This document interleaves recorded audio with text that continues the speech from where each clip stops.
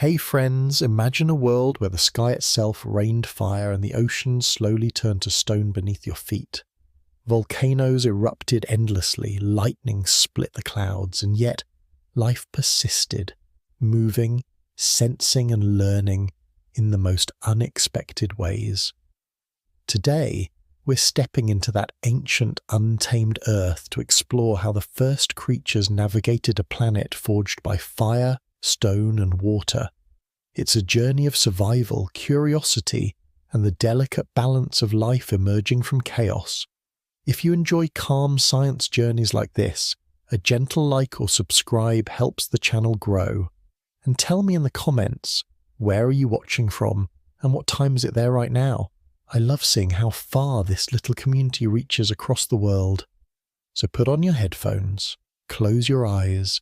It's made for relaxation and learning. Long before the lands we know today took shape, long before the whispers of birds filled the skies or the slow crawl of forests stretched across continents, the earth was a world of fire and water, of storms so deep and skies so alive that even the stars seemed to watch with quiet wonder. Imagine a place where the clouds themselves could burn, where the air shimmered with heat, and the oceans trembled under a secret song of molten stone. This was a world that was young and untamed, a planet still learning its own rhythm, still discovering the tension between creation and destruction. In those times, volcanoes were not silent giants sleeping beneath hills. They were the heartbeat of the planet, throbbing and restless. Mountains were not yet mountains. They were rising, swelling with liquid rock that glimmered like glowing amber under the pale sun.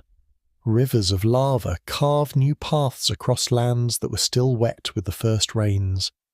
It was a fiery dance, a gentle chaos, where each eruption was both an ending and a beginning, where each crack in the earth whispered of change yet to come. And the oceans, oh the oceans, they were not calm or placid like the seas we know. They boiled with a hidden fury, their waters tasting of minerals and strange salts, their depths filled with creatures that had yet to learn the meaning of light. The surface sometimes shimmered with something almost magical, a reflection of the storms above that painted the clouds in shades of red and gold. Lightning struck often, splitting the skies with sudden brilliance, as though the heavens themselves were rehearsing the language of fire. But fire and water were not the only artists at work. The air trembled with rain, yet this was no ordinary rain. Sometimes it fell as tiny sparks that sizzled on contact with the molten land, each droplet a miniature flame. Sometimes it poured in heavy sheets, carrying minerals that would one day settle into layers of stone, capturing the whispers of this ancient world. Imagine standing on a cliff, feeling the heat of the lava beneath your feet, smelling the acrid smoke, and watching sparks of rain fall like stars from the sky. The earth was alive in every sense, vibrating with energy, and every moment held the tension of life in the making. And yet, amid this chaos, life was not absent. Tiny organisms floated in the oceans, invisible yet persistent, drifting with the currents, carrying within them the secrets of adaptation. These tiny pioneers were the first to taste the mixture of fire and water, to survive where most could not. They were the ancestors of all creatures that would one day walk, swim, or soar across the earth. Without them, the story of life would never have begun. In this way, fire and stone were not enemies, but teachers, shaping the path of evolution in subtle, quiet ways. The storms themselves were storytellers. Winds howled across molten plains, carrying ash that would coat the land in layers, preserving a record of the sky's temper. Thunder rolled like the steps of giants, echoing across valleys and mountains yet to be named. Lightning carved strange patterns into the earth, igniting pockets of gases that would change the chemistry of the atmosphere, giving rise to clouds that could one day carry rain in gentler forms. Each storm was a lesson in balance, a demonstration of power and restraint, a reminder that even in the fiercest moments the world moves toward harmony. It was during one of these storms that something remarkable began to happen. Deep beneath the surface, under pressures that would crush most things, minerals began to crystallize in ways that had never been seen. The oceans, boiling and turbulent, started to carry these minerals in their currents. Over time, as water cooled and waves slowed, the minerals settled, creating strange, hard surfaces that seemed almost alive in their shimmer. The oceans began to change, their depths slowly turning into stone. It was not sudden, but the transformation was unstoppable, a quiet metamorphosis that would lay the foundation for future oceans and the creatures that would one day inhabit them. Above, the sky continued its fiery performance. Meteorites from distant worlds sometimes plunged into the atmosphere, streaking like comets before smashing into the oceans or lands below. Each impact sent waves of heat and sound across the earth, sending ripples through the lava flows and stirring the nascent currents of the ocean. The planet was a stage for both internal and cosmic forces, a reminder that Earth's story was connected not only to itself, but to the vast, infinite universe around it. And yet, even with all this fire and stone, the planet showed hints of its gentle side. After storms, when the ash settled and the skies cleared, a strange calm would fill the world. The sun would reflect off cooled lava like a soft golden glow. The winds would carry scents of minerals and salts, and tiny pools of water would glimmer quietly, catching the light of distant stars. Life, fragile and small, would find refuge in these moments, and the stage was set for the slow, patient unfolding of evolution. It is hard for us to imagine now, but this world, so alien and fierce, was the cradle of our planet's most essential stories. Fire, stone, air, and water danced together in an endless performance, shaping the chemistry of the oceans, carving the landscape, and teaching life how to endure. Every eruption, every spark of rain, and every wave that cooled into stone was part of a slow, intricate plan, written not by intention but by the natural rhythm of the earth.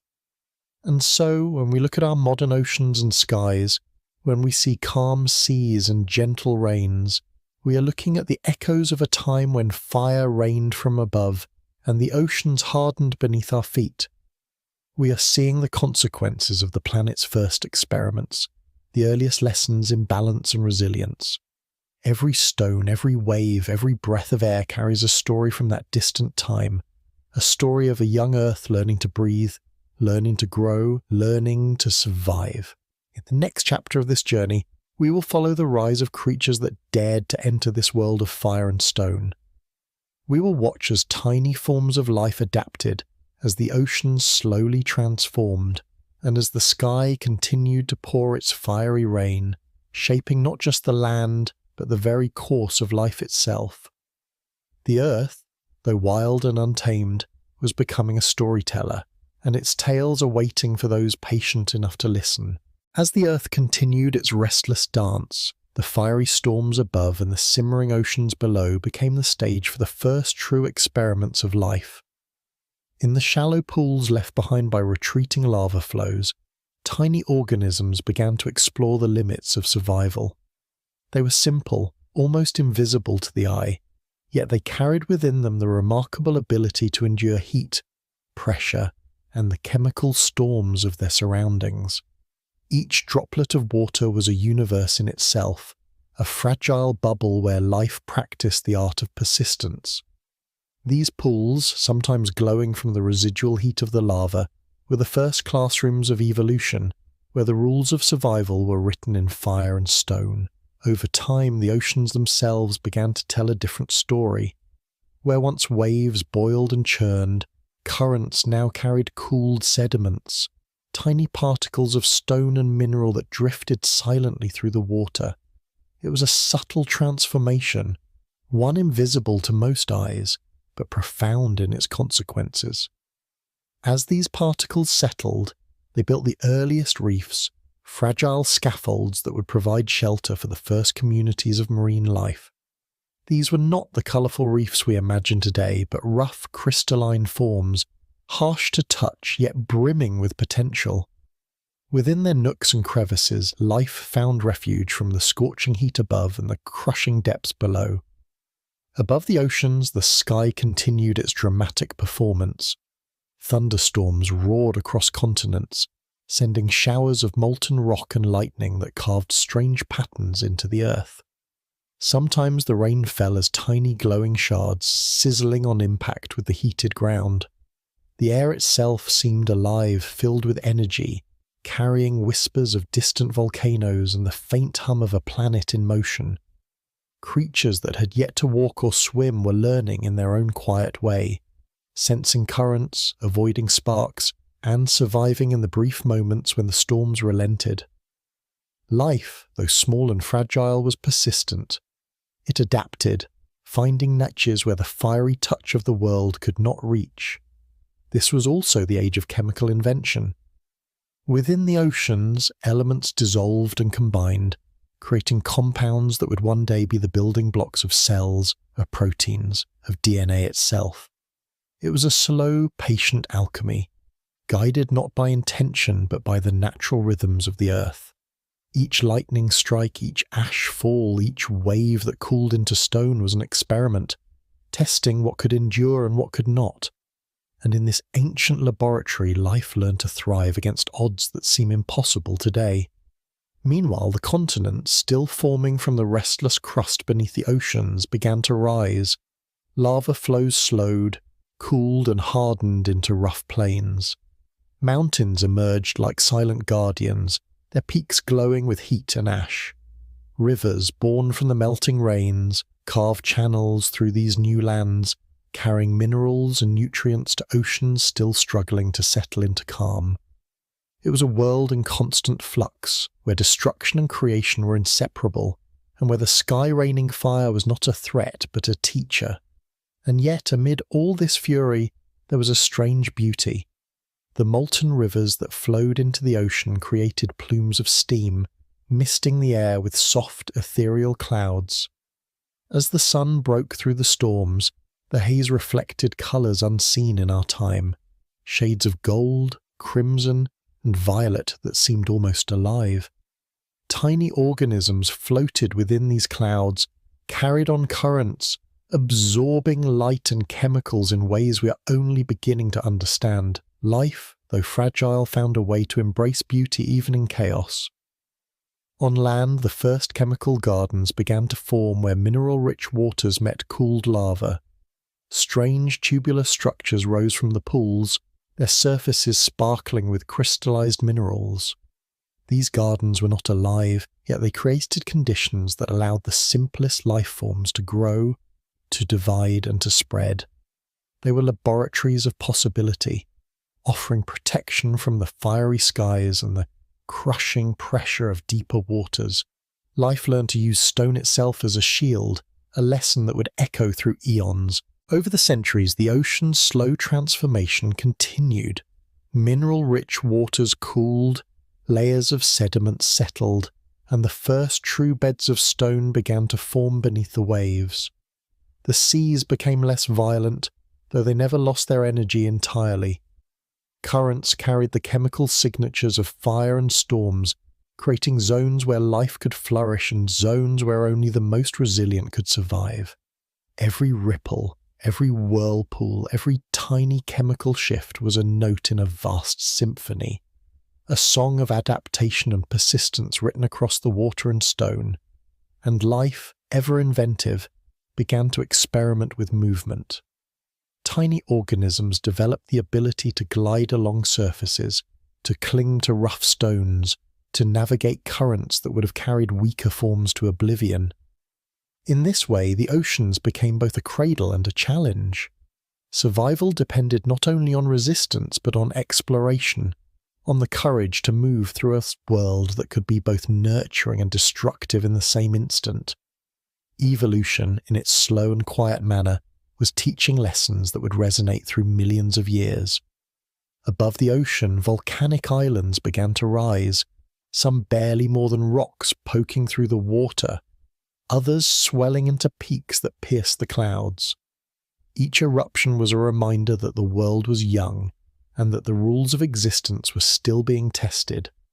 Lava flows mixed with the sea, sending clouds of steam into the sky and creating new mineral-rich shores where life could venture. The interplay of fire and water created a landscape that was both hostile and fertile, shaping the possibilities of life in ways invisible to the eye but profound in effect. As time passed, the first symbiotic relationships emerged.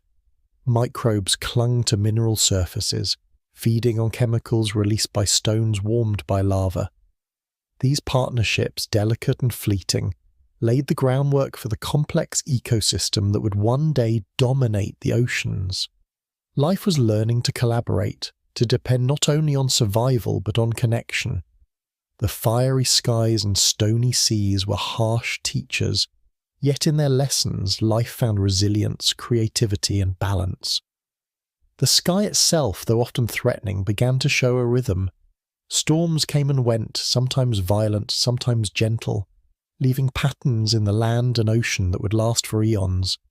Life began to sense these rhythms, adjusting behavior, growth and movement to the pulse of the planet.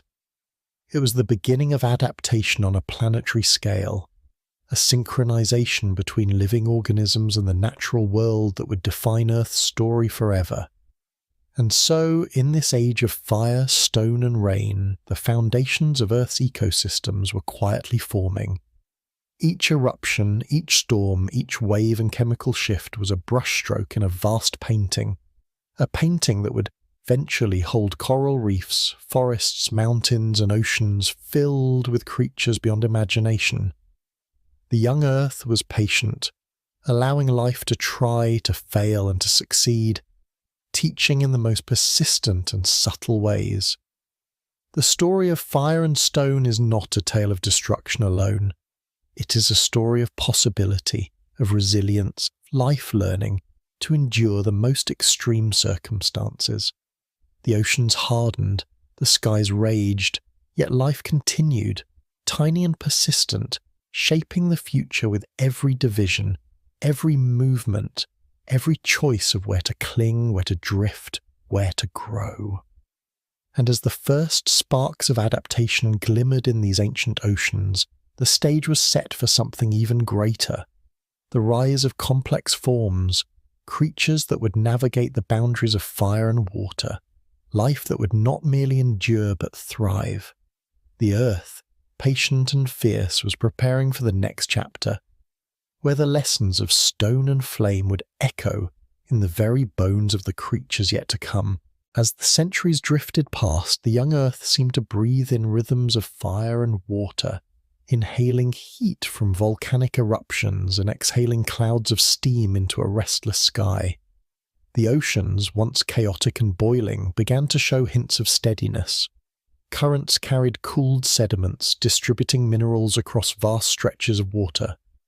Tiny pools of hardened stone emerged along the edges of volcanic islands, forming the earliest shallow habitats where life could cling and explore. Here, in these fragile spaces, the first stirrings of complexity began. Microorganisms learned to work together, forming colonies that could withstand heat, chemical shifts, and the occasional surge of molten rock from below. The lessons of survival were harsh, yet they instilled an almost invisible elegance. Life was learning to balance, to persist, to adapt. Above, the sky remained a theatre of dramatic performances. Clouds heavy with charged particles from countless lightning strikes released sheets of rain that hissed as they touched the cooled lava flows. Sparks of molten rock sometimes fell like fragile meteors, embedding themselves into the stony landscape and leaving traces that would endure for millennia. Thunder rolled like the footsteps of ancient giants, echoing through valleys and mountains still forming.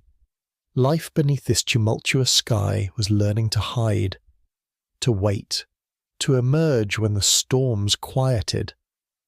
Adaptation was not optional. It was survival itself. The Earth, alive in fire, stone and water, was teaching the first lessons of patience and timing. In the oceans, currents shaped the chemical composition of the water in subtle ways. Areas near volcanic vents became rich in minerals, creating pockets of abundance where microbes multiplied and thrived. These tiny communities began experimenting with movement, using currents to travel from one mineral patch to another. Some developed protective coatings, tiny shells of crystallized stone that shielded them from heat or chemical extremes. Others discovered symbiotic partnerships, sharing resources to improve survival. The oceans were not simply a space to float. They were a stage for ingenuity, a laboratory where life learned the earliest principles of ecology and cooperation. Meanwhile, the land itself was changing. Lava flows cooled into plateaus and ridges, while wind and rain carved channels and valleys that would one day become rivers. Mineral-rich clouds settled on the new rocks, and when combined with rainfall, they created soils that were harsh but fertile in their own way. Early microbial life sometimes clung to these rocky surfaces, forming thin films that captured sunlight or chemicals from the environment. In this way, even the stone itself became part of the learning process, providing both shelter and sustenance. Every crack and crevice was a classroom for adaptation, every cooled lava field a laboratory of survival. Occasionally, fragments from distant worlds entered the atmosphere, streaking across the sky as fiery meteors before striking the oceans or continents. These impacts shook the earth, sending shockwaves through both land and water. For the organisms that survived, these events were both challenge and opportunity. Cracks in cooled lava exposed new mineral surfaces, currents redistributed chemicals, and pockets of heat created temporary microhabitats. Life was learning that chaos could be a tool, that adversity could reveal possibilities hidden within fire and stone. In some shallow regions, the oceans began to take on a pattern of layering. Minerals settling from above and below created stratified zones where temperature, chemistry, and density varied with depth. These microenvironments allowed different forms of life to coexist, each adapted to its particular layer. Some organisms thrived in the warm, mineral-rich topwaters, while others clung to the stony depths, protected from heat and surface storms. It was a subtle but profound step toward the diversity of ecosystems that would one day fill the planet. Volcanic islands continued to rise from the ocean, their slopes a mix of jagged lava and mineral deposits. Where lava met water, clouds of steam created a mystical haze, softening the harsh lines of rock. Life began to venture onto these new shores cautiously, exploiting the shallow pools and nutrient-rich sediments. Tiny organisms adhered to stones, multiplied, and sometimes formed protective mats that could trap nutrients and moisture. Each step onto solid ground was an act of bravery, a silent experiment in endurance. The boundaries between land and sea, fire and water, became a frontier where the possibilities of life expanded quietly yet profoundly. Even the atmosphere began to respond to these growing interactions. Volcanic gases mingled with rain and sea spray, forming new chemical combinations that altered the makeup of clouds. Lightning strikes continued to trigger reactions that produced simple organic compounds, building blocks of more complex molecules that could eventually give rise to proteins and other essential components of life. The air, water, and stone were intertwined in an invisible web of cause and effect, each influencing the others in ways too subtle to notice in the moment, yet transformative over centuries. As life experimented with survival, subtle feedback loops began to emerge. Microbial mats altered the mineral surfaces they lived on, creating microenvironments that retained water and nutrients. These pockets became fertile grounds for new forms of life to explore.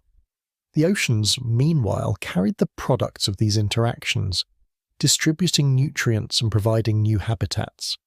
It was a delicate balance, one that required patience and persistence. Fire, Stone, water, and life were learning to coexist in a dynamic equilibrium, each shaping the other in small, imperceptible ways. In rare calm moments, when storms subsided and lava flows slowed, the young Earth revealed glimpses of serenity. The reflection of early clouds on cooled stone created shimmering patterns across shallow waters, while mineral-laden tides formed gentle ripples that nurtured the first fragile colonies. Life adapted not only to survive but to observe, to sense patterns, to follow cycles. These subtle rhythms would become the foundation for circadian patterns, seasonal behaviors, and migration instincts in later creatures. Even in a world dominated by chaos, order began to whisper through the stones and waves. Over countless generations, some microbes developed a remarkable ability to harness energy from chemicals, a primitive form of photosynthesis before the rise of light-harvesting organisms. These early innovators transformed pockets of the ocean, creating localized zones where oxygen began to accumulate in tiny amounts. It was an invisible revolution, a preparation for future forms of life that would depend on light and air. The Earth, once dominated by fire and molten stone, was beginning to cultivate conditions for complexity, patience, and diversity. Through all these changes, the sky remained dramatic and unpredictable. Sometimes storms would rage for months, sending sheets of rain and sparks of molten rock across the land and oceans. Other times the sun would shine through, illuminating pools of hardened stone and mineral-rich waters, offering life brief moments of calm to multiply and explore. The interplay of extremes, heat and cold, fire and water, calm and storm, was the training ground for life, teaching resilience, adaptation, and creativity. And so, in this era of fire, stone, and restless waters, the planet was quietly shaping the trajectory of life. The oceans, now partly hardened into stone, provided stable platforms for exploration. The volcanic islands and cooled lava flows offered refuge and challenge. The atmosphere, infused with chemical energy, prepared the stage for future transformations. Life, though still microscopic, was persistent and innovative, learning to navigate extremes, to exploit opportunities, and to endure the unpredictable moods of a young world.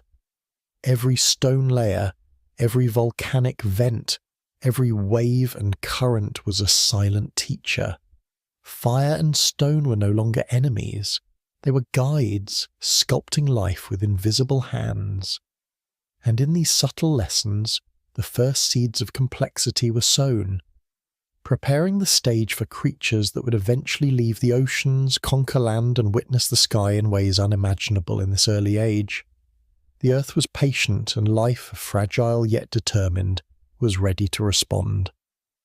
In the next chapter, we will witness the emergence of the first multicellular organisms, tiny pioneers that dared to grow beyond single cells, learning to navigate the treacherous interface of fire, stone, and water.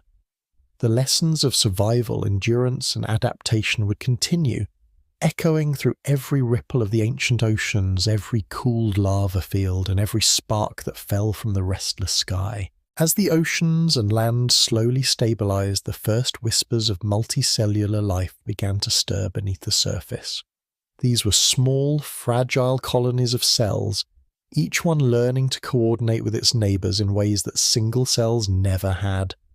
The oceans, still carrying layers of hardened stone and mineral sediments, provided both shelter and challenge. Currents delivered nutrients, heat, and chemical signals, while the stone itself offered protection from both the intense storms above and the crushing pressures below. Life was learning cooperation, an essential lesson, and every tiny organism that survived was a testament to patience and ingenuity. Volcanic islands, rising like glowing sentinels from the ocean, became focal points for this transformation. Pools of water trapped between cooled lava flows provided ideal nurseries for early colonies, where warmth, mineral content, and calm waters combined to form microhabitats. Life clung to the stone, spreading slowly across their surfaces. Over generations, these colonies began to differentiate, some cells specializing in gathering nutrients, others in reproduction, others in protection. The groundwork for complexity was being laid, quietly but relentlessly, beneath the restless sky. Above, the storms continued their unpredictable dance. Lightning illuminated clouds heavy with mineral-rich moisture, and rain fell with both destructive force and nurturing precision. Tiny sparks of molten material occasionally fell from the sky, embedding in cooled lava and forming unique pockets of stone. These small geological features became islands within islands, offering shelter for microbial colonies and early multicellular life. It was a subtle interplay of destruction and creation, teaching resilience and adaptation with every pulse of the planet. The oceans themselves became a laboratory of experimentation. Layers of water with different temperatures, chemical compositions, and mineral densities allowed organisms to explore niches they had never encountered. Some moved upward towards sunlight, if only faintly, absorbing energy in new ways. Others retreated to mineral-rich depths, finding stability and protection. Currents carried organisms far and wide, scattering pioneers across vast distances. Life was learning mobility, colonization, and the delicate art of balance, even as the sky rained fire and the stone below hardened slowly. Meanwhile, chemical reactions in the oceans were quietly revolutionizing life. Lightning strikes, volcanic gases, and mineral-rich waters combined to produce simple organic molecules, which in turn gave rise to proteins and other structures essential for multicellular life. Each small organism that absorbed these compounds gained a subtle advantage, increasing its chance of survival. In this way, the planet itself was participating in the education of life, shaping the possibilities for growth and complexity through invisible hands of chemistry and geology. On land, the cooled lava fields and mineral deposits created the first stable surfaces where organisms could explore life beyond water. Though still perilous, these stony shores offered protection from ocean currents and storms. Microbial mats clung to stone, forming thin films that absorbed nutrients from rain and air. Within these mats, tiny colonies evolved division of labor, preparing them for life as larger, interconnected organisms. Fire, stone, and water were teachers once again, and life was learning not just to survive, but to adapt, to organize, and to anticipate change. Occasionally, cosmic events added dramatic chapters to this unfolding story. Meteors streaked across the sky, their fiery descent sometimes altering landscapes or ocean chemistry. Impact sent waves through both oceans and atmosphere, creating temporary disturbances that tested the resilience of life. Yet these same events introduced new minerals, reshaped environments, and created opportunities for colonization. Life learned that adversity could be a tool, that challenge and opportunity were often intertwined, and that the planet's violent temperament could also foster growth. As multicellular organisms began to explore their possibilities, the oceans gradually became more structured. Hardening layers of stone on the seafloor provided scaffolding for colonies to grow upward. Pools of mineral-rich water trapped between stone surfaces became nurseries where cells could organize, divide, and specialize. Currents and waves, once chaotic, now carried nutrients and signaling molecules, creating networks of communication between colonies. In this way, the oceans were both a home and a classroom, nurturing complexity with patient precision. Meanwhile, volcanic islands continued to reshape the coastline. Lava flows met water, sending up plumes of steam that softened the harsh lines of stone. Life ventured cautiously onto these new surfaces, exploring the mineral-rich rocks and shallow pools. Each successful colonization reinforced the value of exploration and risk-taking. Over generations, life became more resilient, more adaptable, and more capable of navigating the extremes of fire, stone, and water. The lessons of persistence and innovation were being encoded into the very processes of survival. The atmosphere, infused with volcanic gases and mineral aerosols, played its part in shaping early life. Chemical reactions within clouds produced small amounts of oxygen and other reactive compounds. Lightning strikes initiated reactions that created more complex molecules, essential precursors to proteins and nucleic acids. Even in a world dominated by extremes, the air above the oceans and islands was quietly preparing life for future possibilities. Each storm, each gust of wind, and each flash of lightning was an invisible teacher, guiding organisms toward adaptation and innovation.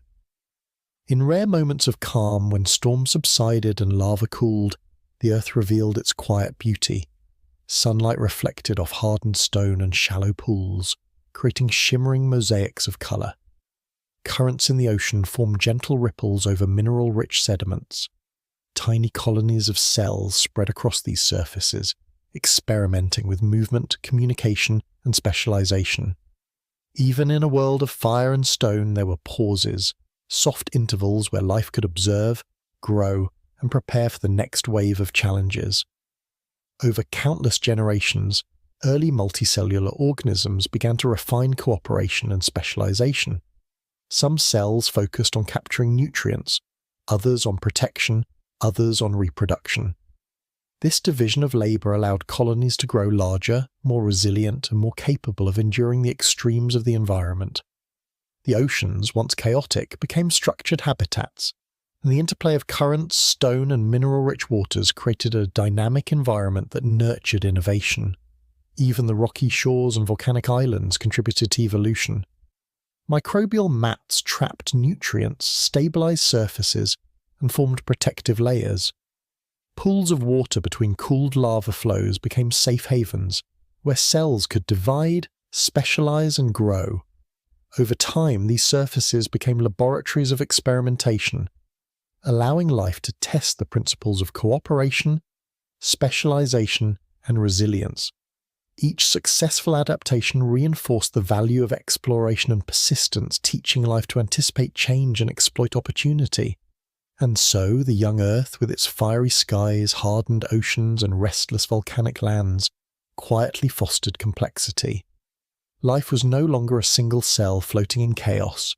It was a network, a collection of cooperative systems learning to endure, explore, and innovate. The lessons of fire and stone were written into the very fabric of existence, preparing organisms for the next stage, the emergence of creatures capable of movement sensing and interaction on a scale never seen before. In the next chapter, we will witness the rise of primitive animals, tiny explorers venturing across the shallow oceans and stony shores, testing the boundaries of movement, sensation, and survival. Fire, stone, and water will continue to shape their world, teaching resilience, adaptation, and the earliest forms of ecological interdependence. The stage is set for life to grow larger, more complex, and ever more inventive in a world still dominated by extremes. As the Earth's oceans continued their slow transformation, the first true explorers began to emerge. These were tiny, primitive animals, barely visible yet remarkable in their ambition. They ventured across the shallow pools trapped between hardened lava flows, testing the limits of movement, sensation, and coordination. Each twitch of a cilium or gentle pulse of a body was an experiment in locomotion. Currents carried them from one mineral-rich patch to another, offering both opportunities and challenges. Some were swept away into turbulent waters, never to return, while others clung to stone, learning the subtle rhythms of tides and waves. Life was beginning to understand that mobility could be as important as survival itself. The volcanic islands provided both refuge and danger. Pools of water trapped on cooled lava surfaces became laboratories for these first explorers. Here, creatures could hide from the occasional surge of molten rock or the harsh impact of falling sparks from the sky. Some began to develop primitive sensory structures, allowing them to detect chemical changes in the water, slight shifts in current, and the approach of predators or competitors. These senses were crude yet profound, teaching life the importance of awareness and anticipation. Survival was no longer passive, it required engagement with the environment. Above, the sky continued its dramatic performances. Lightning illuminated volcanic clouds, and storms brought sheets of mineral-laden rain that hissed on contact with the hardened lava. Every strike, every spark, and every burst of fire from the heavens influenced life below. Pools of water changed in temperature and chemistry, new mineral formations appeared on the shore, and currents shifted unpredictably. The young Earth was teaching lessons in unpredictability, resilience, and timing. Life that could sense these changes and respond swiftly gained an advantage, and slowly, evolution began shaping creatures capable of more complex behavior. In the oceans, currents sorted life in ways both subtle and profound.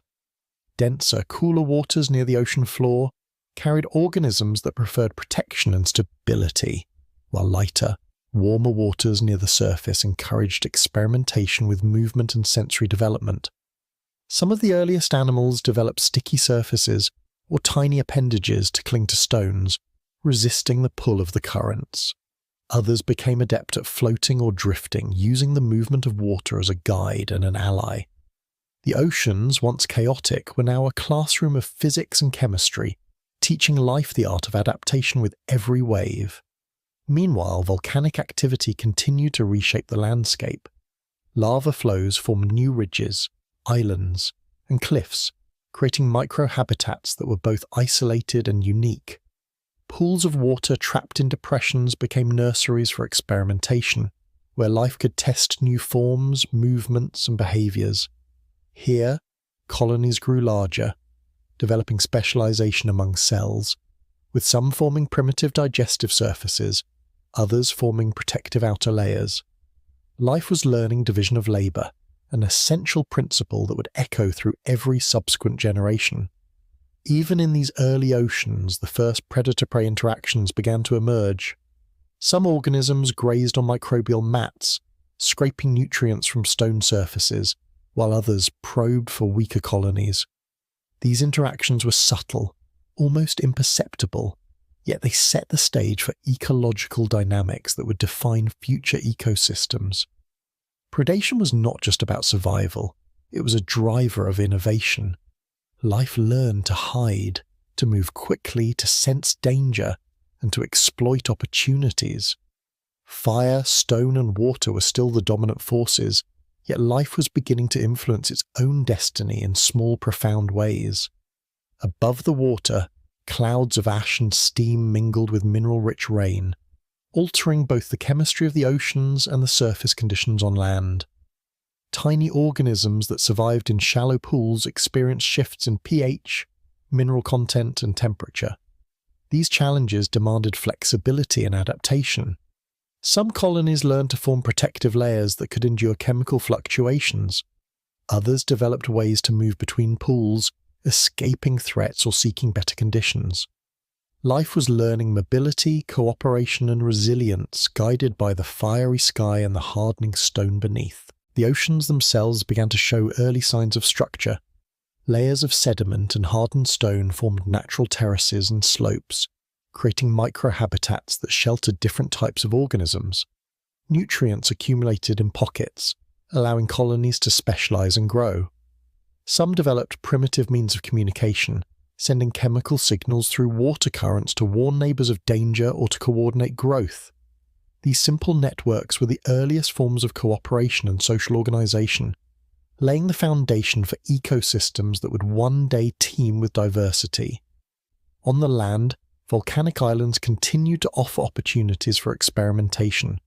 Shallow pools and mineral-rich crevices became temporary refuges for organisms that could withstand exposure to air, heat, and chemical extremes.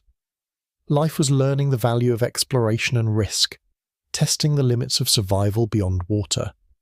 Some organisms developed structures to cling to stone surfaces, protecting themselves from evaporation or sudden storms. Others explored the edges of pools, beginning to navigate the interface of water and air. These small steps, though barely visible, were monumental in the history of life, signalling the first ventures toward colonizing land. The chemical interplay between atmosphere, ocean, and stone continued to shape the possibilities of life. Volcanic gases, lightning strikes, and rain carried minerals and compounds that served as the building blocks for increasingly complex organisms. Early sensory and locomotive abilities allowed life to exploit these resources more effectively, enhancing survival and growth. Each successful adaptation reinforced the importance of responsiveness, anticipation, and innovation. Life was no longer just enduring the extremes of fire and stone, it was learning to manipulate them, to find patterns, and to act with purpose, however primitive. In moments of calm, when storms subsided and lava flows cooled, the earth revealed glimpses of serenity. Sunlight reflected off mineral-rich pools and hardened stone surfaces, illuminating the subtle beauty of a world still dominated by extremes. Currents created gentle ripples over sediment terraces, and tiny colonies of multicellular organisms spread across stone surfaces, experimenting with movement, attachment, and division of labour. Life was learning patience, observation, and coordination. These quiet intervals were essential, offering opportunities to grow, adapt, and prepare for the inevitable storms to come. Over time, these early explorers refined their strategies. Mobility, specialization, and cooperation became central to survival. Colonies that had once been fragile and passive now exhibited coordination and resilience. Currents and tides, once destructive, became avenues for dispersal and resource gathering. The oceans, volcanic islands, and hardened shores had transformed into a dynamic landscape that nurtured innovation, offering both challenge and opportunity. Life was no longer entirely at the mercy of fire and stone. It was learning to navigate, exploit, and respond, a delicate interplay between environment and adaptation. Thus, in this age of early exploration, fire-rained skies, stony oceans, and restless volcanic lands set the stage for life to grow more complex. Tiny organisms that had once drifted passively now moved, sensed, and coordinated. They learned to survive in microhabitats, exploit chemical resources, and respond to environmental fluctuations. The earth, both harsh and nurturing, became a teacher and partner, shaping the earliest forms of behavior, cooperation, and resilience. And as these lessons accumulated over generations, life prepared for the next stage, the emergence of creatures capable of navigating the oceans with intent, sensing their surroundings, and beginning the slow journey toward complexity and diversity on a planetary scale. As the oceans and volcanic islands continued their slow, deliberate shaping, the first creatures capable of real movement began to emerge. They were small, primitive animals, soft-bodied and flexible, yet remarkable in their ability to explore their environment. No longer bound to a single location, these early pioneers ventured across shallow pools, along hardened stone ridges, and into mineral-rich crevices. Every twitch, every ripple of their bodies was a silent experiment in locomotion. Currents carried some far from their birthplace, testing their endurance, while others clung to stone surfaces, learning patience, persistence, and the subtle art of survival. Life was beginning to navigate the interface between fire, stone, and water with intention. Volcanic islands became critical training grounds for these early explorers. Pools trapped between cooled lava flows were both shelters and laboratories, offering protection from the violent storms above and the crushing pressure of the deeper oceans. Within these pools, organisms developed primitive sensory structures, allowing them to detect subtle chemical shifts in water, changes in temperature, and even the approach of potential predators or competitors. Each successful detection, each evasive maneuver, reinforced the importance of awareness, preparation, and quick response. Survival was no longer purely about endurance. It required interaction with the world. The sky, ever dramatic, continued to shape the lessons of life below. Lightning sliced through clouds heavy with mineral-laden rain, while molten sparks occasionally fell from volcanic eruptions above. Pools of water shifted in temperature and chemistry, stone surfaces were coated with new minerals, and currents carried nutrients and chemicals in unpredictable patterns. Every storm, every flicker of fire in the sky was a teacher, demonstrating the necessity of flexibility and responsiveness. The Earth was patient but relentless, and life was learning to meet its challenges with subtle ingenuity. Within the oceans, currents created a structured yet dynamic environment. Denser, mineral-rich waters near the ocean floor provided stability and protection, while warmer, lighter waters near the surface encouraged experimentation with movement and sensory awareness. Some creatures developed appendages or sticky surfaces to cling to stone and resist the pull of the currents. Others became adept at drifting, using water flow to reach new habitats or escape threats. The oceans were teaching physics, chemistry, and resilience simultaneously.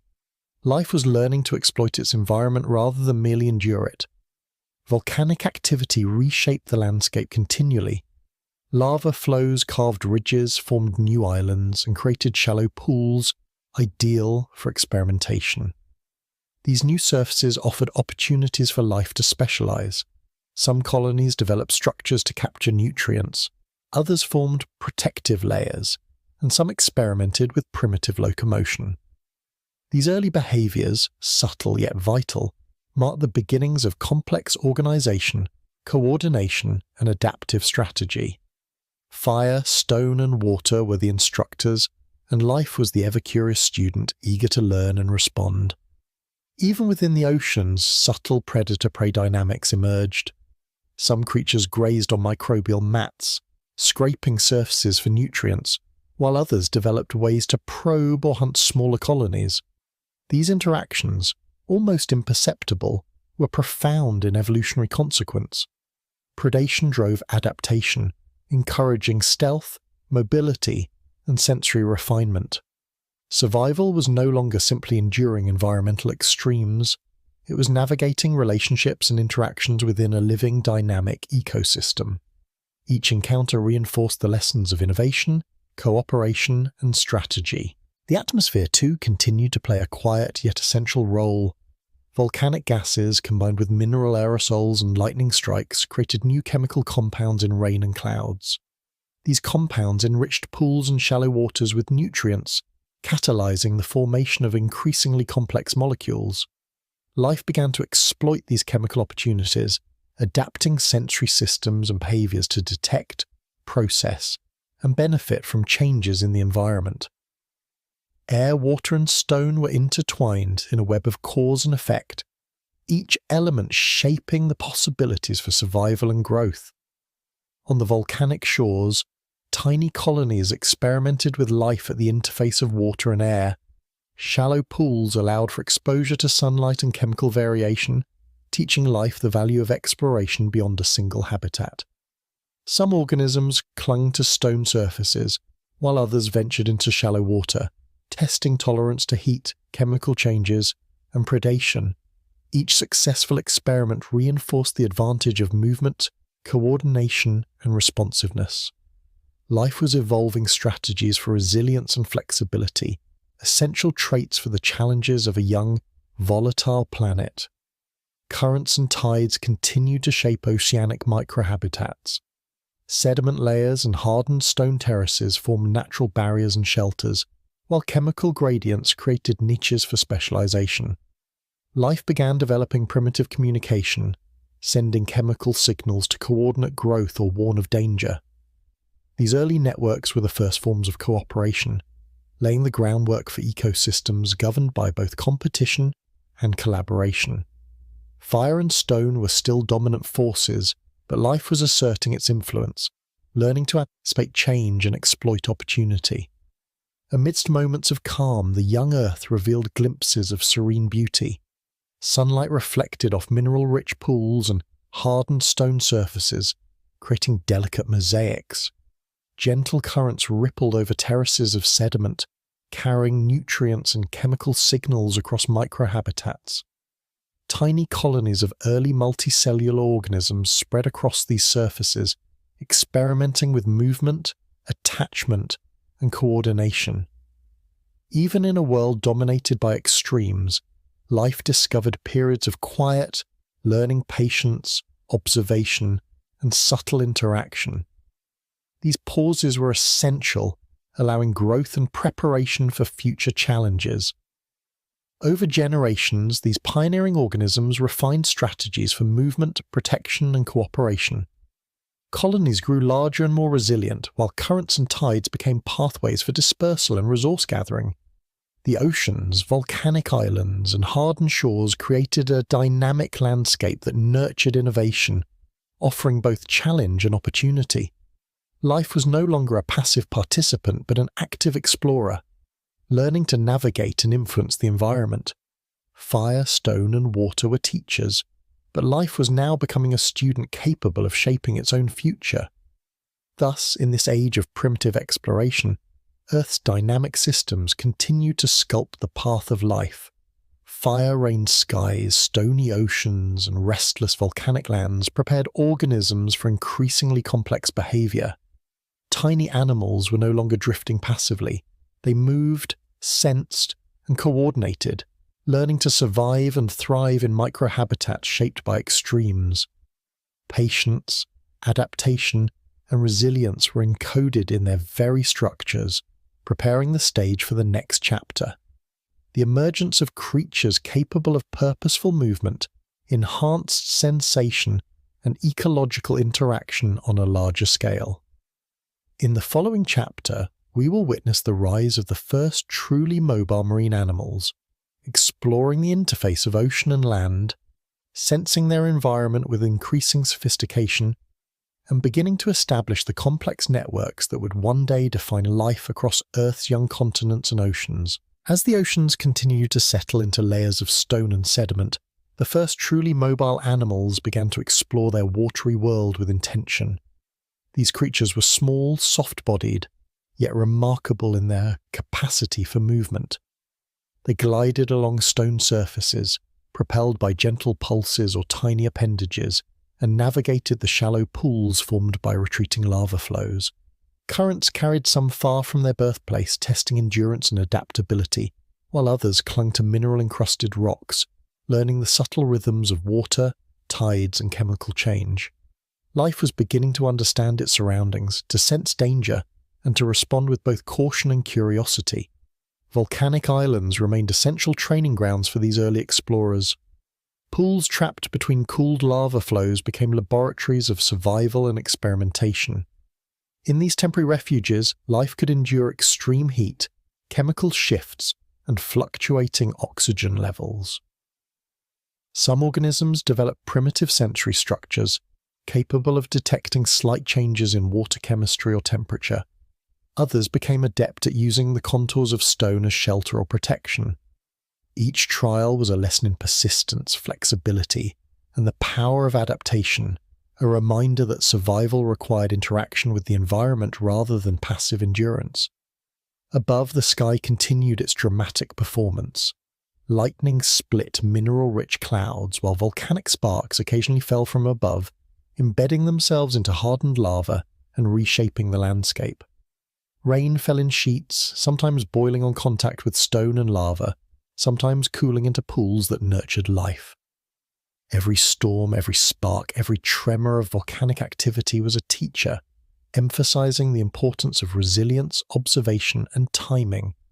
Life learned to navigate extremes, to anticipate change, and to exploit microhabitats created by fire and stone. Within the oceans, currents created dynamic and structured environment.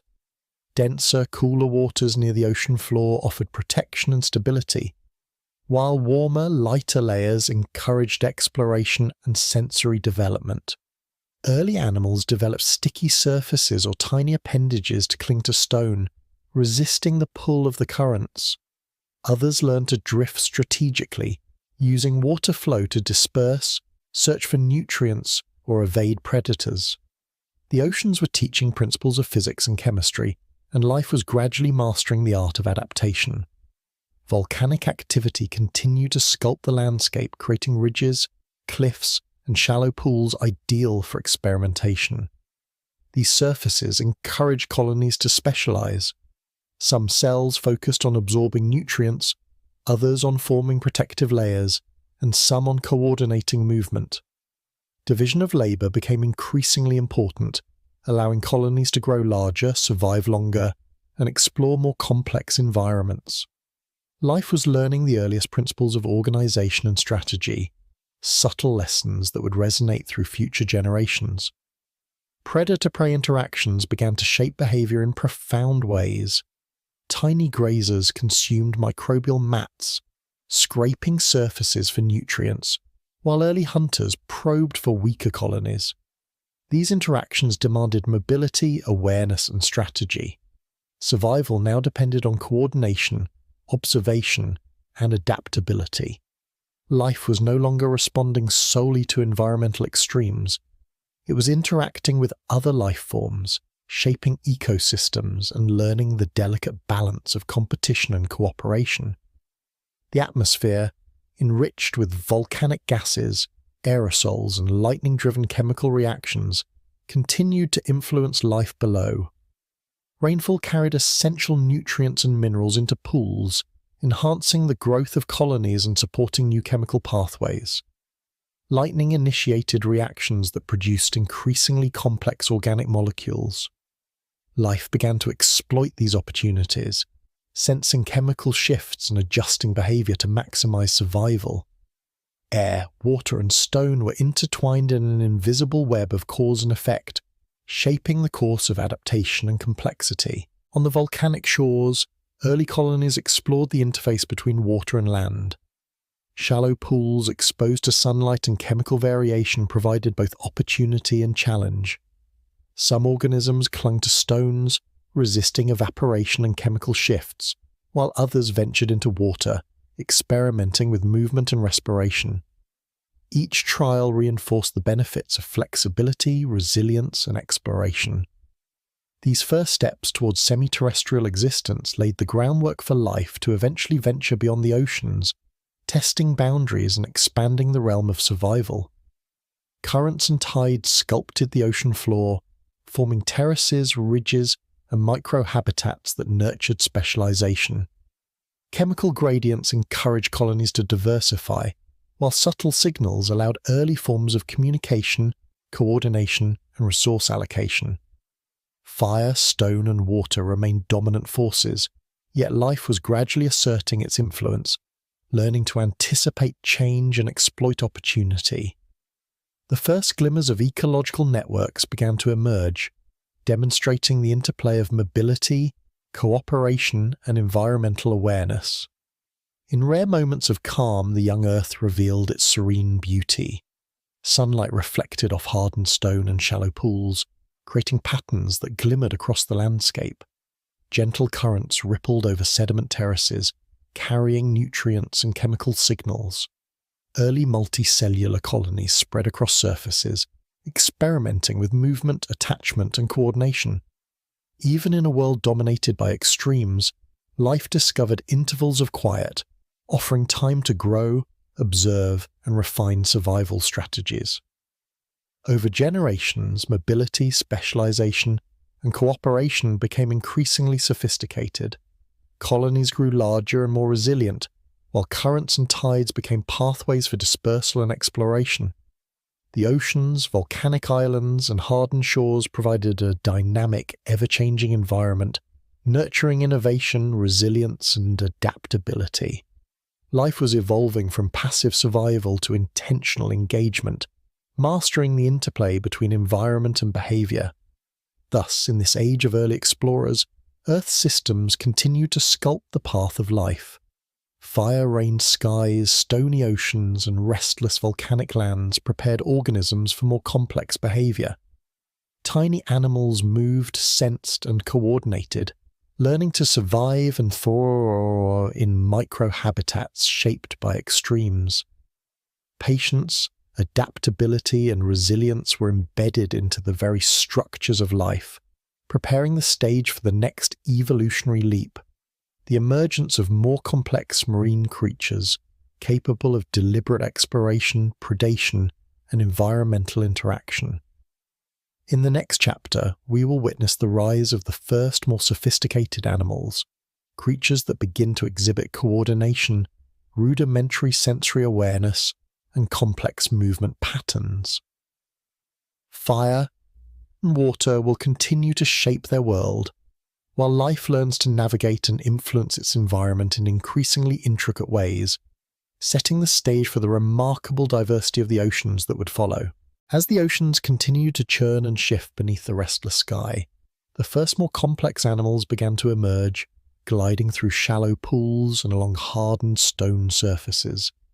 These creatures were small, soft-bodied pioneers, yet remarkable in their coordination and subtle movements. They began to sense chemical gradients in the water, detecting nutrients and changes in temperature, while developing the ability to respond to predators and currents with surprising agility. Life was learning not just to survive, but to navigate with intention, exploring the interface of fire, stone and water in ways that were previously unimaginable. Volcanic islands offered both opportunity and danger.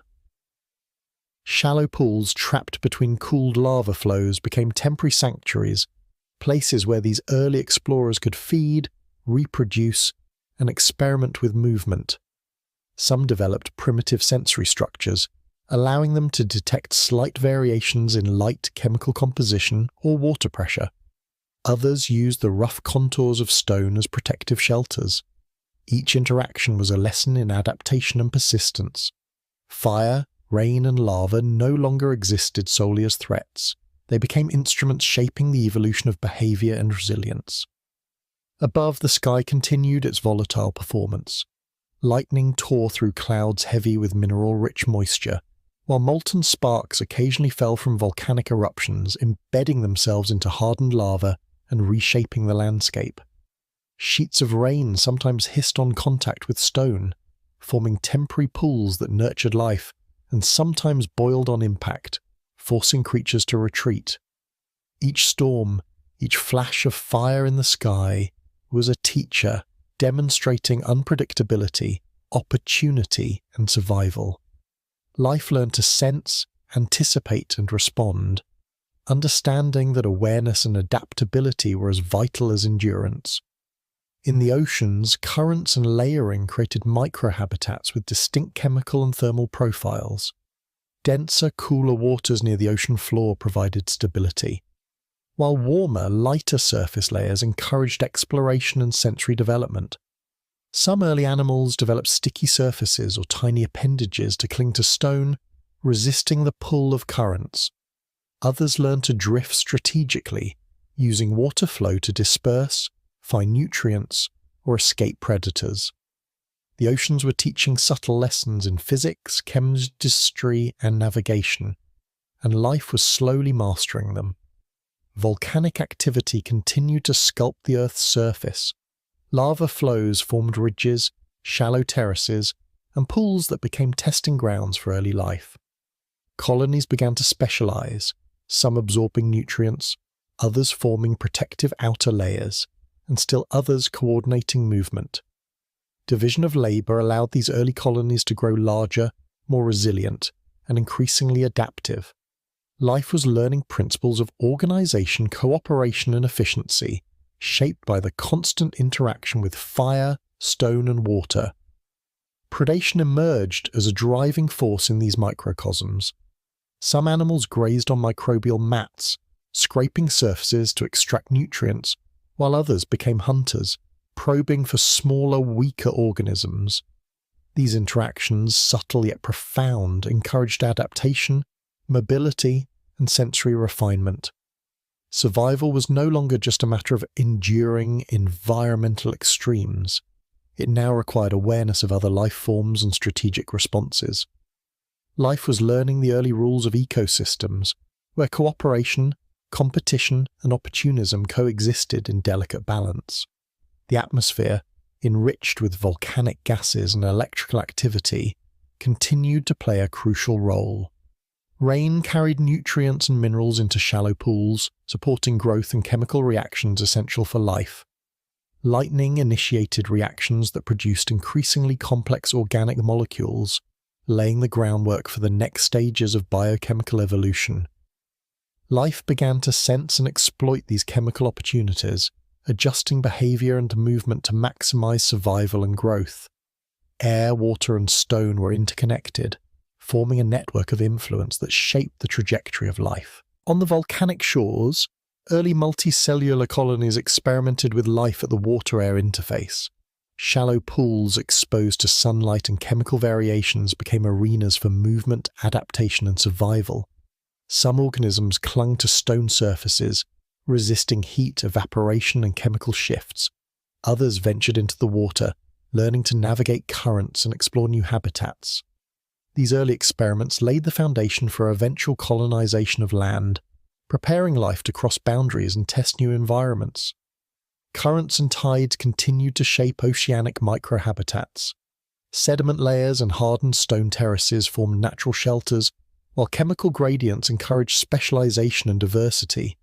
Primitive communication emerged as chemical signals allowed colonies to coordinate growth, warn neighbors of threats, and share resources. The first glimmers of ecological networks began to appear, illustrating the delicate interplay between mobility, cooperation, and environmental awareness. Fire, stone, and water remained dominant forces, but life was asserting itself, learning to influence its surroundings with intention. Moments of calm revealed the subtle beauty of this volatile world. Sunlight reflected off mineral-rich pools and hardened stone surfaces, creating patterns that shimmered across shallow waters. Gentle currents rippled over sediment terraces, carrying nutrients and chemical signals across microhabitats. Tiny colonies of early animals spread along surfaces, experimenting with attachment, movement, and coordination. Even in a world dominated by extremes, life found pauses for observation, growth, and preparation for future challenges.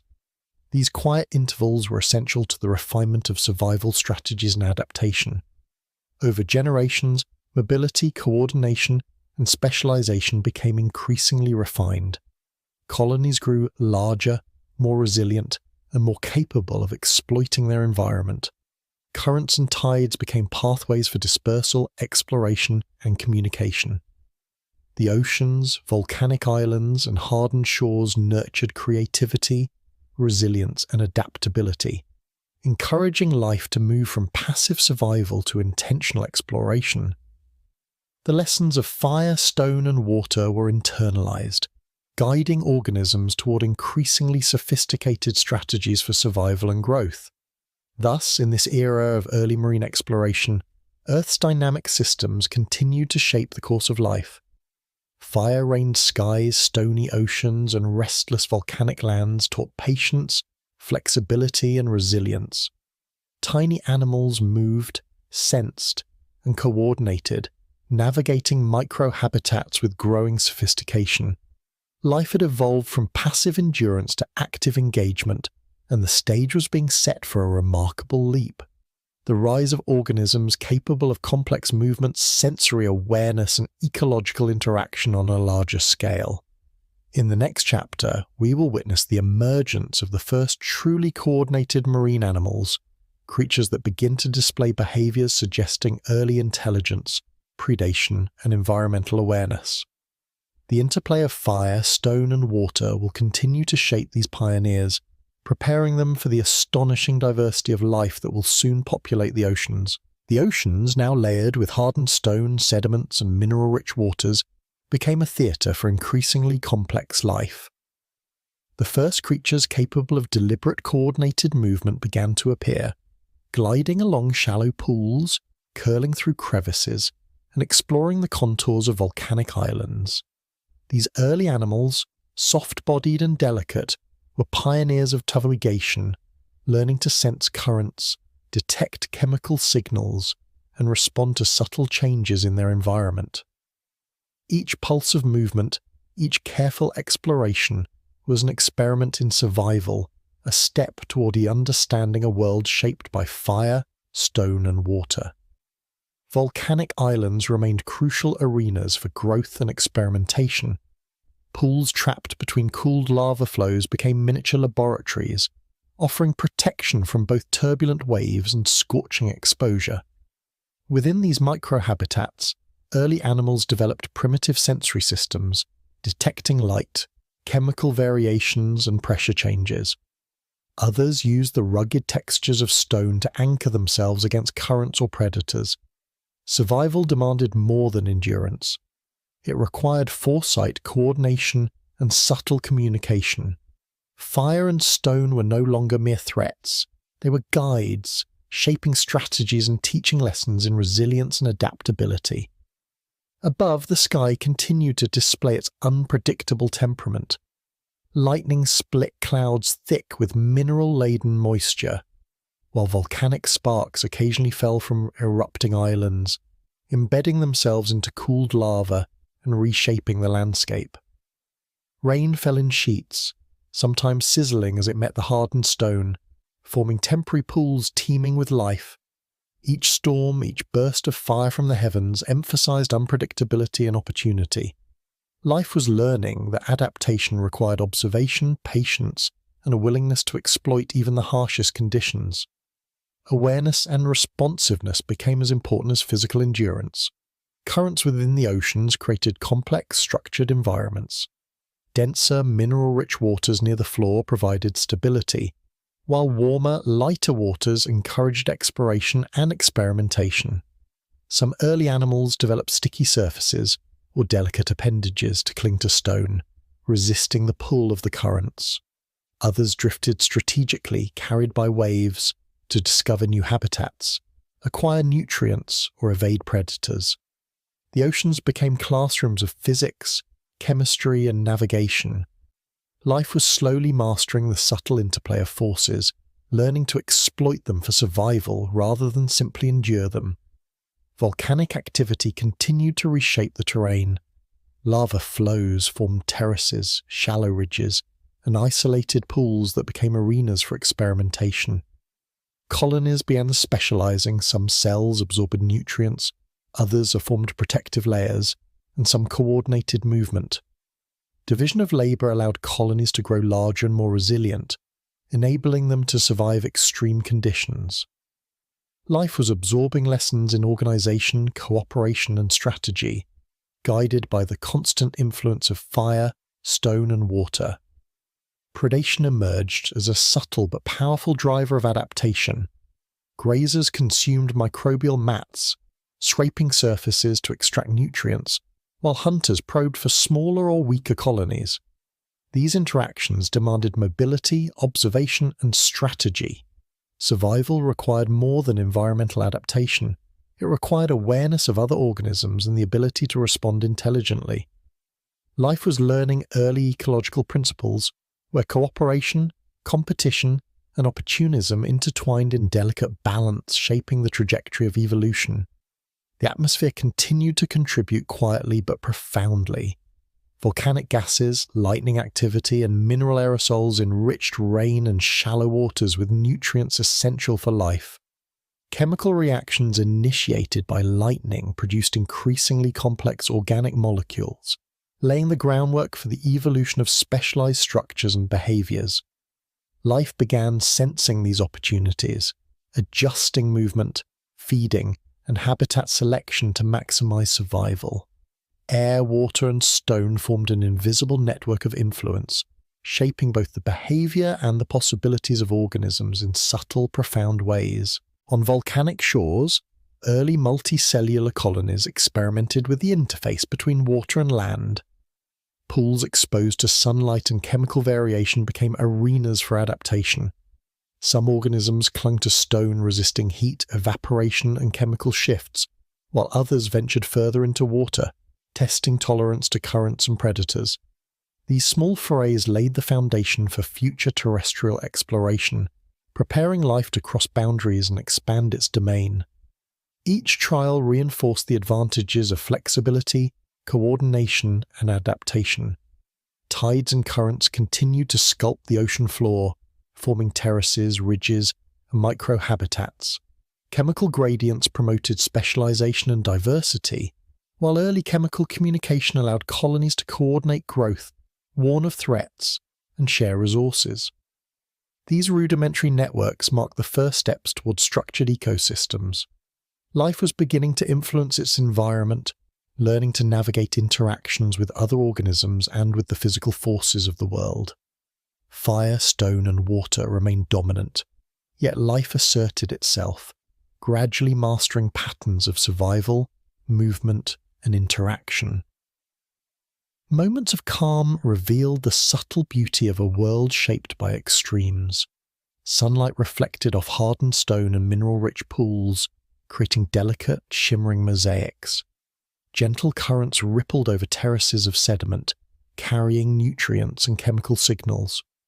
Tiny colonies spread across surfaces, experimenting with movement, attachment, and coordination.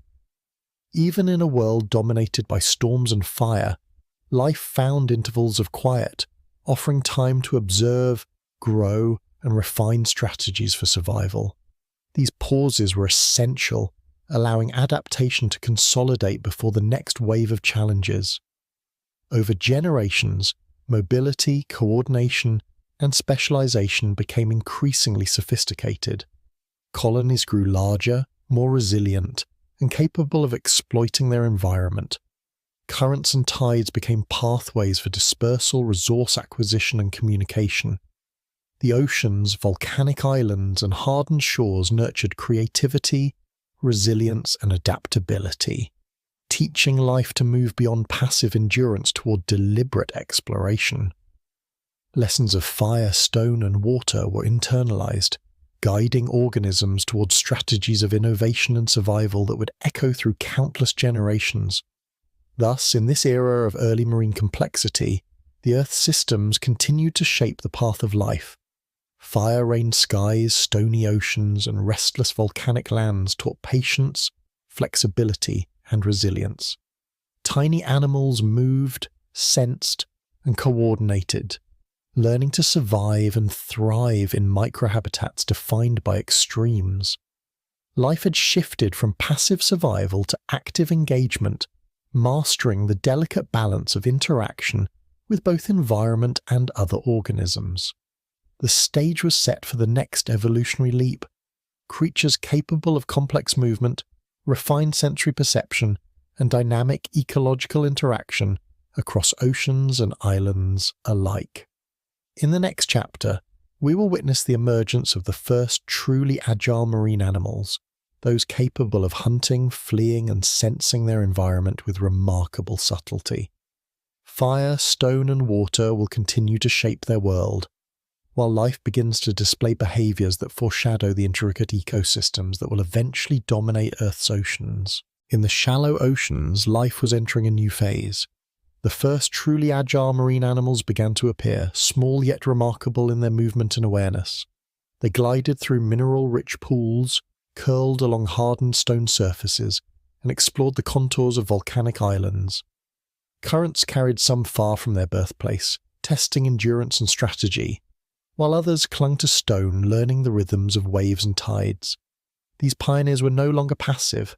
They sensed, responded, and navigated with intention. Every twitch, every subtle movement was a lesson in survival and exploration, a demonstration of life's growing sophistication in a world dominated by fire, stone, and water.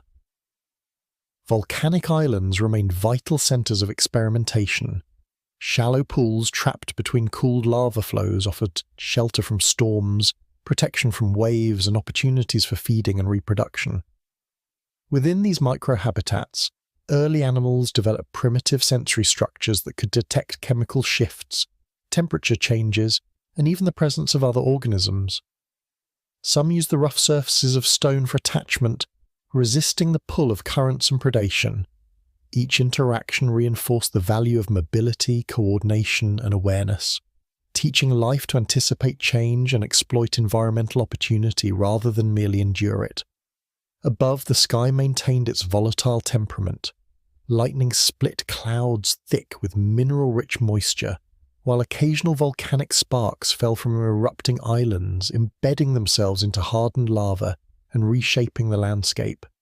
Rain fell in torrents, forming new pools or evaporating on hot stone, altering habitats in unpredictable ways. Each storm, each flash of fire, demonstrated the importance of flexibility, observation, and rapid response. Life learned that survival required constant engagement, that awareness and adaptability were as essential as endurance and resilience. Currents within the oceans formed distinct layers, creating structured yet dynamic habitats.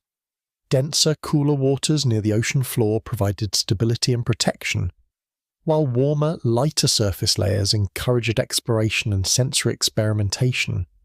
Some agile animals developed appendages or sticky surfaces to cling to stone, resisting currents, while others used drifting to disperse, hunt, or locate new resources. The oceans acted as both classroom and playground, teaching lessons in physics, chemistry, and navigation that life gradually mastered. Volcanic activity continued to shape the environment. Lava flows created terraces, ridges, and pools that became arenas for experimentation. Colonies specialized. Some absorbed nutrients, others formed protective layers, and some coordinated movement. Division of labor became increasingly important, enabling growth, resilience, and adaptability. Life was learning principles of cooperation and organization, guided by the constant interplay of fire, stone, and water. Each generation refined these skills, embedding them in behaviors and survival strategies. Predation became a central driver of evolutionary change. Grazers consumed microbial mats, scraping surfaces for nutrients, while hunters probed for smaller, weaker colonies. These subtle interactions demanded awareness, mobility, and strategy. Survival now depended on both environmental adaptation and social interaction. Life was learning the first rules of ecosystems, where cooperation, competition, and opportunism intersected in delicate and dynamic balance. Predation pushed organisms to develop speed, evasion, and sensory sophistication, reshaping the very definition of survival. The atmosphere, infused with volcanic gases and lightning activity, continued to influence chemical and biological evolution. Rain carried essential minerals into pools, while lightning initiated reactions producing complex organic molecules.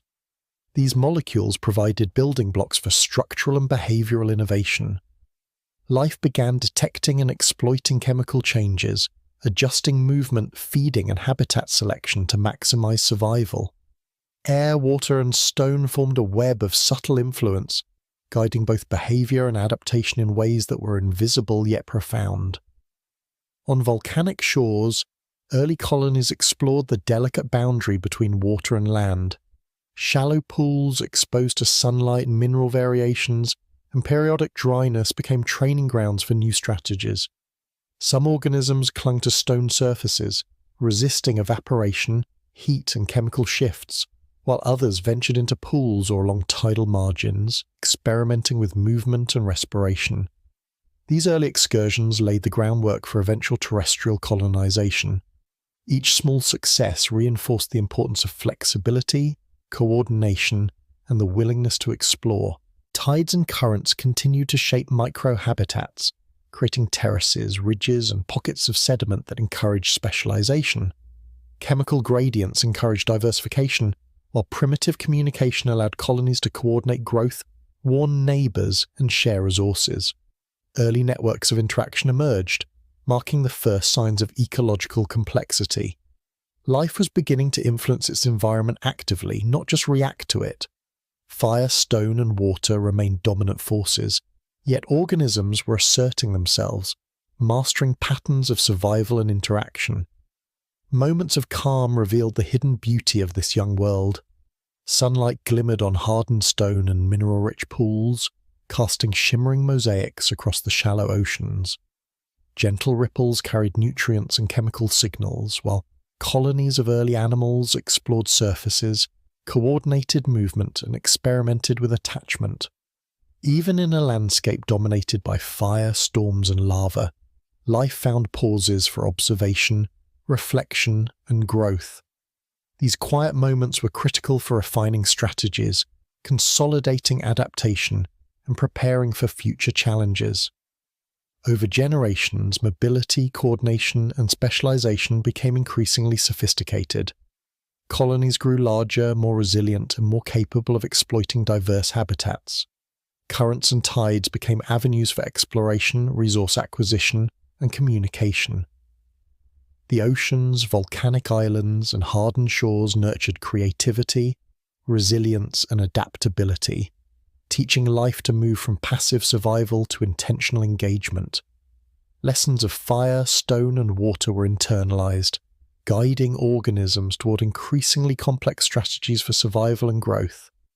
Thus, in this era of early marine agility, Earth systems continued to shape life's trajectory. Fire-rained skies, stony oceans, and restless volcanic lands imparted lessons of patience, flexibility, and resilience. Tiny animals moved with intention, sensed their surroundings, and coordinated with both environment and each other. Life had shifted from passive endurance to active engagement, mastering the delicate balance of survival in extreme conditions. The stage was now set for a remarkable leap. Creatures capable of complex hunting, evasion, and environmental interaction that would define early marine ecosystems. In the next chapter, we will witness the emergence of the first predatory marine animals, creatures with coordination, sensory awareness, and purposeful movement that foreshadows the intricate food webs of future oceans. Fire, stone, and water will continue to shape their world, preparing life for a future of astounding diversity and ecological complexity. The oceans, shaped by hardened stone, shifting currents, and mineral-rich pools, were now home to a new class of life, predatory animals capable of deliberate pursuit, sensing their prey and coordinating movement with subtle precision. These creatures were small but formidable, gliding through shallow waters with elegance, their soft bodies capable of sudden flicks, twists, and turns. Every motion was a combination of instinct and experience, honed over generations of survival in an environment shaped by fire, stone, and water. Life was learning that strategy, not merely endurance, could determine survival. Volcanic islands remained central to this stage of evolution. Pools trapped between cooled lava flows became miniature arenas of competition and experimentation. Predators and grazers interacted in complex patterns, forcing both to develop new strategies. Early sensory structures evolved to detect vibrations, chemical changes, and pressure differences in water, allowing predators to locate prey and prey to evade capture. The physical contours of hardened lava and mineral terraces provided hiding places, launch points, and feeding grounds. Each encounter refined behaviors, shaped reflexes, and reinforced the necessity of both caution and initiative. The sky continued to instruct life in subtle but profound ways. Lightning struck clouds thick with mineral-laden moisture. Volcanic sparks fell intermittently from erupting cones, and rain altered the chemistry of pools and shallow waters. Each storm introduced unpredictability, forcing predators and prey alike to respond quickly or perish. Lightning initiated chemical reactions enriched pools with nutrients, while evaporating water exposed new surfaces for exploration and colonization. Fire, stone, and water were no longer simply forces of destruction. They had become partners in shaping adaptability, resilience, and cunning. Currents and tides sculpted oceanic layers into structured habitats. Denser, cooler waters near the ocean floor provided protection, while warmer surface layers encouraged experimentation and movement. Predators learned to use these layers strategically, ambushing prey in dense water, or drifting with currents to conserve energy. Prey, in turn, evolved ways to cling to stone, move swiftly, or detect approaching threats. The oceans were teaching lessons in strategy, navigation, and adaptation. Life was gradually mastering not only the physical environment, but also the dynamics of interaction, predation, and defense. Volcanic activity continued to reshape both land and sea. Lava flows created terraces, ridges, and shallow pools that served as training grounds for agility, evasion, and hunting. Colonies specialized further. Some focused on nutrient absorption, others on protection or movement, and some began to coordinate more effectively. Division of labor and coordination allowed colonies to grow larger, enhancing survival chances. Life was learning organization, cooperation, and innovation, guided by fire, stone, and water, and refined through countless encounters with both environment and other organisms. Predatory behavior drove rapid adaptation. Grazers learned to cling to mineral-encrusted surfaces, hide within crevices, or move unpredictably to avoid detection. Predators in turn honed their ability to sense chemical and pressure cues, strike with precision, and exploit currents. These interactions, subtle but relentless, created the earliest food webs. Survival became a dance of anticipation, timing, and strategy, shaping behaviors that would define ecological interactions for millennia. Each successful hunt, each narrow escape reinforced the value of awareness, mobility, and adaptation. The atmosphere, infused with volcanic gases and lightning energy, continued to influence life subtly yet profoundly. Rain delivered essential minerals to pools supporting growth and biochemical complexity. Lightning triggered reactions that created organic molecules, forming the basis for increasingly specialized structures and behaviors. Early predators and prey learned to sense these chemical cues, using them to locate food, identify hazards, or select optimal habitats. Air, water, and stone intertwined to form a web of influence that shaped both survival and opportunity, guiding the trajectory of evolution. Shoreline pools exposed to sunlight and evaporation offered additional lessons. Organisms experienced fluctuating temperature, mineral concentration, and water depth. Some clung to stone surfaces to resist evaporation, while others moved between pools, seeking optimal conditions. Predatory interactions occurred here as well, forcing life to balance risk and reward. These shallow arenas became training grounds for adaptability, coordination, and strategic behavior, preparing life for increasingly complex challenges. Every small trial contributed to the refinement of movement, sensory perception, and survival strategies. Tides, currents, and chemical gradients continued to structure oceanic microhabitats. Specialized colonies coordinated through chemical signaling, warning neighbors of predators, marking feeding areas, or indicating optimal growth sites. Early networks of communication, both within and between species, emerged. Fire, stone, and water remained the dominant forces, but life was asserting itself, mastering interaction, adaptation, and environmental influence. Early ecosystems began to emerge, subtle yet dynamic, shaped by a combination of physical forces and behavioral innovation. Quiet moments revealed the hidden elegance of this ancient world. Sunlight reflected off mineral-rich pools and hardened stone, creating shifting mosaics across shallow waters. Currents gently rippled over terraces, carrying nutrients and chemical signals across microhabitats. Predators and prey moved in intricate, delicate patterns, refining coordination, timing, and awareness. Even in a harsh, storm-driven environment, life discovered periods of calm for observation, growth, and strategy. These intervals were essential for consolidating adaptations, preparing for the next wave of challenges. Over generations, mobility, coordination, and specialization became increasingly sophisticated. Predators refined hunting techniques, prey honed evasion strategies, and both developed enhanced sensory capabilities. Currents, tides, and mineral terraces became pathways for movement, communication, and exploration. The oceans, volcanic islands, and hardened shores nurtured ingenuity, resilience, and adaptability, guiding life from passive survival toward intentional engagement with the environment. Lessons of fire, stone, and water were internalized, shaping strategies that would resonate through countless generations. Thus, in this era of early predation, Earth systems continued to sculpt life's trajectory. Fire-rained skies, stony oceans, and restless volcanic lands imparted lessons of patience, strategy, and resilience. Predators and prey moved, sensed, and coordinated, mastering interactions within a physically extreme world. Life had evolved from passive endurance to active engagement, preparing for the next leap. Creatures capable of more intricate coordination, hunting strategies, and environmental manipulation foreshadowing the rich diversity of marine ecosystems to come. In the final chapter, we will explore the culmination of these early developments, the emergence of complex marine networks, sophisticated predator-prey dynamics, and the strategies that would allow life to dominate both ocean and volcanic landscapes.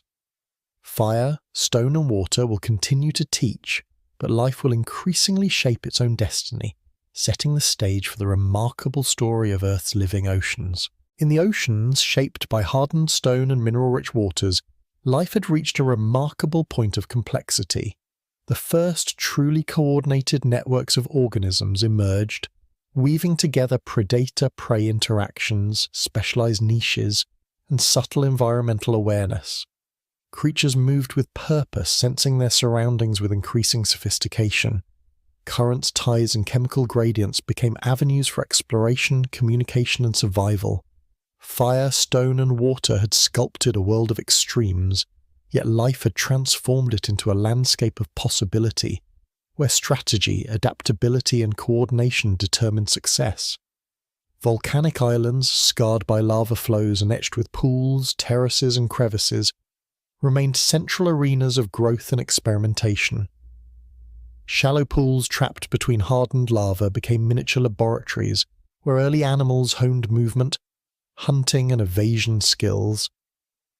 Some developed sensory structures sensitive to light, pressure, and chemical changes, while others mastered the art of attachment, clinging to stone surfaces to resist currents or hide from predators. Each interaction was a lesson, teaching the delicate balance of risk and reward, opportunity and restraint. Life had begun to read the rhythms of its environment, sensing patterns in fire, water, and stone that guided behavior and survival. Above, the sky continued its volatile performance. Lightning flashed through clouds thick with mineral-laden moisture. Volcanic sparks rained intermittently, and storms reshaped pools and shallow habitats. Each burst of energy, each transformation of the landscape was a reminder that unpredictability was constant. Yet life had learned to adapt, to observe, and to exploit these extremes. Lightning initiated chemical reactions enriched pools with nutrients, offering opportunities for growth and innovation. Fire, once purely destructive, had become a teacher, shaping strategies, refining coordination, and fostering resilience. Currents within the oceans layered the water into zones of density, temperature, and chemical composition. Denser, cooler waters near the floor provided stability, while warmer surface layers encouraged exploration and experimentation. Predators learned to ambush strategically, drifting with currents or hiding in mineral terraces. Prey developed ways to cling to stone, move unpredictably, and detect chemical or pressure cues signaling danger. Ecosystems emerge from these interactions, subtle yet intricate networks of life shaped by both physical forces and behavioral innovation. Life was mastering not only survival but also the dynamics of interaction and strategy, setting the stage for complex ecological systems. Volcanic activity continued to sculpt the world, forming ridges, terraces, and shallow pools. These features provided opportunities for specialization and coordination. Colonies grew larger, divided labor more effectively, and experimented with new behaviors. Some focused on nutrient absorption, others on protection, and still others on coordinated movement. Through countless interactions, life refined principles of cooperation, timing, and adaptation. Fire, stone, and water had created the framework, but organisms were now shaping the patterns themselves, laying the foundation for increasingly complex behaviors. Predation became a central force driving innovation.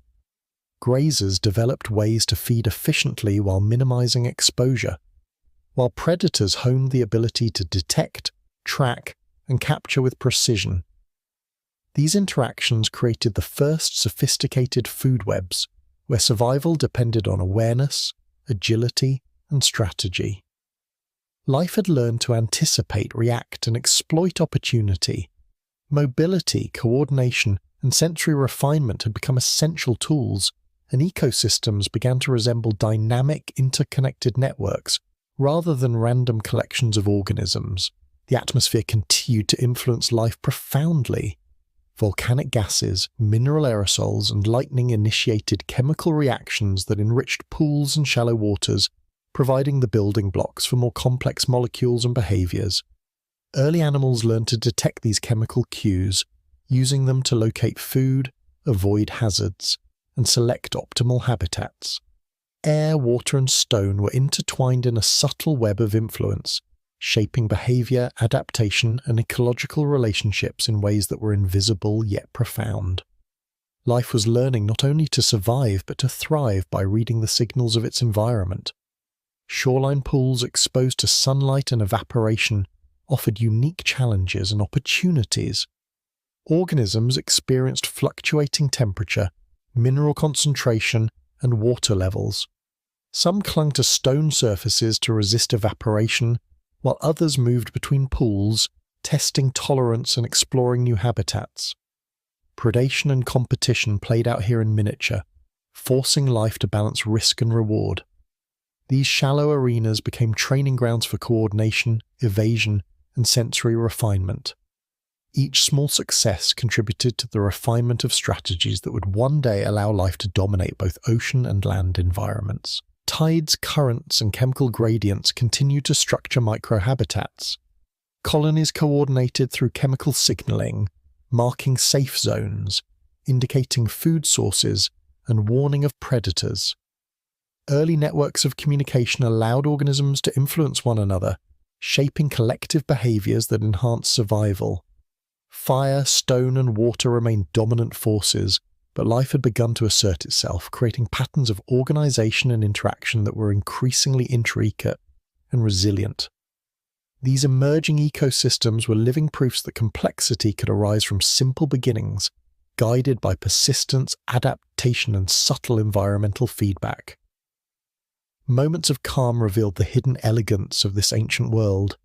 Sunlight reflected off mineral-rich pools and hardened stone, creating shifting mosaics of color and light. Gentle currents rippled over terraces, carrying nutrients and chemical signals across microhabitats. Predators and prey moved in intricate, delicate patterns, refining coordination, timing, and awareness. Even in a landscape shaped by extremes, life discovered intervals of quiet, offering time to grow, experiment, and consolidate adaptations. These moments were crucial for learning, refining strategies, and preparing for the next challenges that fire, stone, and water would present. Over countless generations, mobility, coordination, and specialization reached new heights. Predators became more efficient, prey more elusive, and both developed enhanced sensory and movement capabilities.